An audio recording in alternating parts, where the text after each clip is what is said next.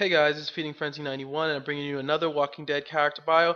Now this one, honestly, I was kind of stalling her for a bit because she is a very complex character and it would take me a while to make her video. And I was actually considering making a different one tonight and then making hers down the road because I tell you, she's pretty complex and it may take me a bit to finish, but I was like, no, I can't stall this anymore, let me just make her video.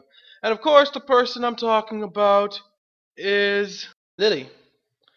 Lilly is the person that I'm doing this bio on. She is the first member to be alive and leave the group. Other than Glenn, but since Glenn is technically dead right now, I'm talking about alive right now at least, or at least we don't know whether she's dead. She's not confirmed dead right now. Anyway, so Lilly, we first meet her at the drugstore, as well as we meet most other people. Right now, she actually struck me very strange at the drugstore because at first she's all like hating on on them for like maybe they're dangerous, blah blah blah blah, and then she's kind of like when it gets to Duck whole bitten thing, she kind of goes against her dad. Like and it was kind of confusing to me. 'Cause I'm like, wait, is this supposed to be this evil girl? Or is she supposed to be this nice woman? I don't get it.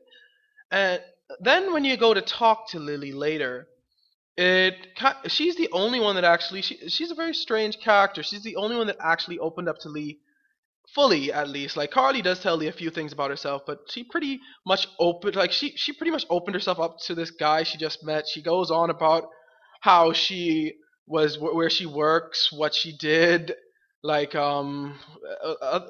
even tells him about his dad. She's like her dad has issues and he has a temper, blah blah blah. And I'm like, wow, okay, you're kind of telling me a lot there. Also, at this moment, people who were familiar with the comics would realize her last name is the same as the Lily in the comics, because at this moment she was supposed to be the Lily in the comics.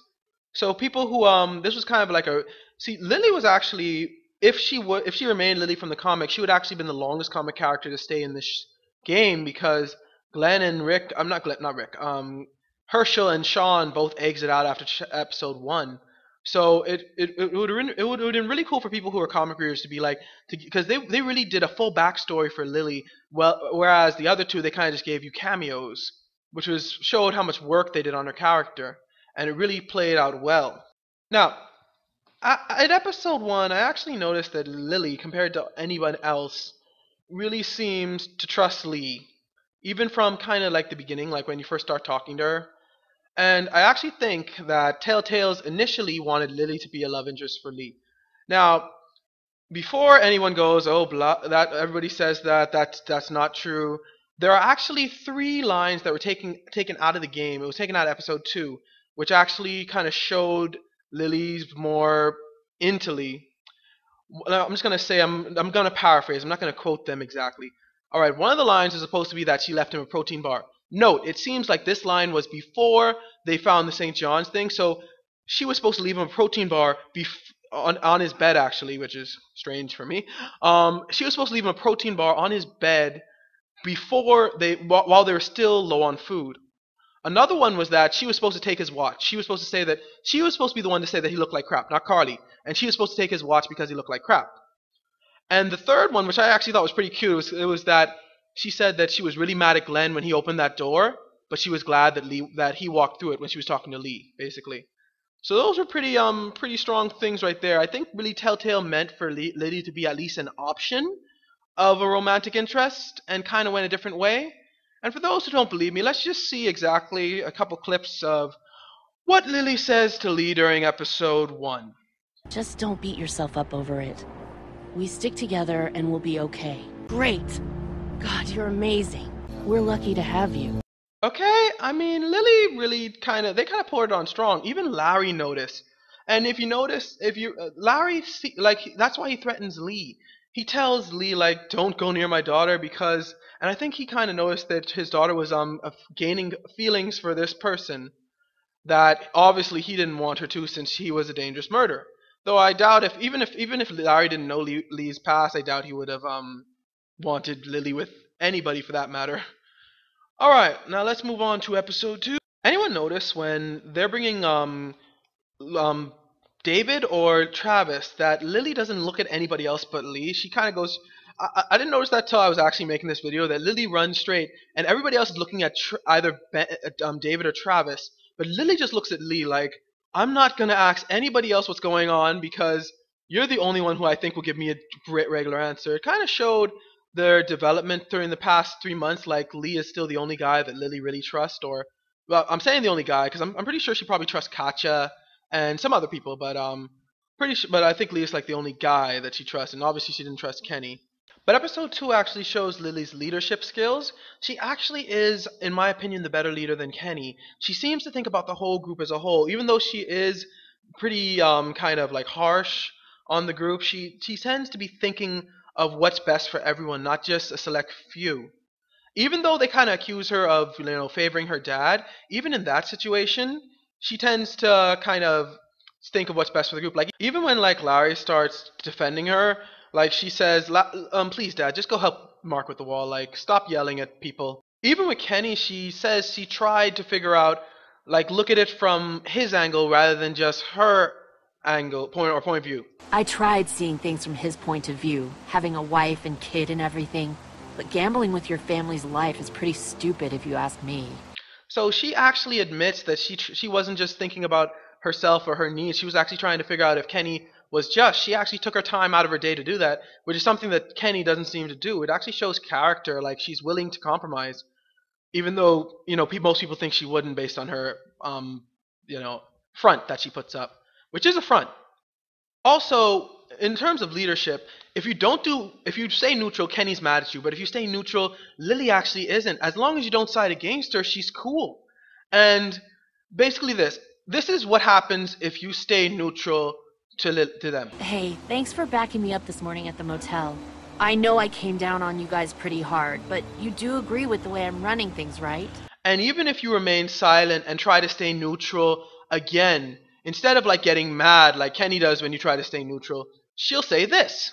You don't have to say anything. You gave yourself away when you backed me up in front of Kenny, so thanks. So Lily's character, basically, as long as you don't go against her, she doesn't care that you don't agree with her, which is actually it also just shows more strength of character, that she's like, everybody has different opinions. Kenny constantly says, you have to have my back, I have to know you're on my side. But with Lily, it's just like, as long as you're not against me, I'm cool. You don't have to be for me, but you just don't be against me. So I actually liked that about her character. And also with Lee, because like when Kenny is paranoid, she tells him just go away, and with Lee, she kind of basically tells Lee to look for clues. You two are just asking for trouble. But if you insist on wandering around, I'd be careful, Lee. There's actually another line where she actually basically just tells him, like she says, if you're gonna do it, just do it quickly. She basically tells that to him, which is it shows that with Lily, she's big on people. She's big on, like, if you're this type of person and you come to me with the same type of thing that this other type of person comes to me, I'm gonna believe you, but I'm not gonna believe him based on what. Because like with Kenny, she tells him don't do it. With Lee, she all but tells him to do it. And that really showed how Lily, even in episode 3 when she says the people she can trust was high on Lily's list. And obviously she trusted Lee, especially if he was nice, and especially if he agreed with Larry. But actually she started trusting him from really early, which is, I don't know whether that just was her basic personality or whether Telltale was gonna try push this relationship thing. But in the end, she still trusted him really early. And then, of course, the meat locker scene, where Lily is basically just trying to convince her dad to stop because she knows he's going to have a heart attack. Now, this is a constant theme with her. She has been constantly trying to stop her dad from having another heart attack. And, of course, her dad doesn't listen like he just doesn't tend to. And then it leads to, well, we all know what is the whole big thing, Kenny or Lily. But back to the relationship aspect, I really think that Lily initially wanted to have a relationship with Lee, but as time went on, and I actually think it was what Larry told her, and they actually hinted in episode 3 that this is the reason why she didn't pursue it. I didn't know what to know. She actually when Lee tells her that he's a murderer, she actually is dead mad at first. Not at Lee, but I think she's kind of mad that her dad was right. And that line actually showed the fact that she said she didn't know what to know meant that she didn't know whether to believe her dad or Lee. The fact that she is choosing between the father who brought her up and she's known for all her life, and a guy that she just met probably a couple weeks early, I would say, before Larry probably told her, actually showed how quickly and close she had gotten to Lee in between episode 1 and 2. Of course, Telltale's seems like they wanted to go that route, but they decided with episode 2 not to. So let's kind of go away from the whole whether they wanted Lee and Lily to be in a relationship or not. Let's go to Lily's episode 3. Episode 3, Lily is just completely unraveled, okay? Lily is obviously not the same. She actually, the thing about it is, she seems to be trying to still keep the peace, okay? Because when Kenny and Lee first arrive, Lily is actually acting nice even to Kenny. She's like, all right, good job, guys. If we keep going this way, we'll make it through the winter. And then Kenny is the first to initiate an argument. And you can tell that Lily's trying to just not argue through the whole time, through the whole argument. Even she's like, "Can we just stop? Can we just?" She even says, "I just want a week of peace of it, a week of peace, a week of not hearing it, right?" And Kenny just keep pushing her, and I kind of thought that was really strong on her part. Like anyone else would just be like, "Kenny, you killed my dad." Like keep reminding him that during the whole time, but Lily is like, "No, I just want peace. I don't want you to talk about leaving. I don't want any of that. I just want peace." And she seems to try to still be somewhat nice to everybody, even Kenny, even though she kind of fails at that.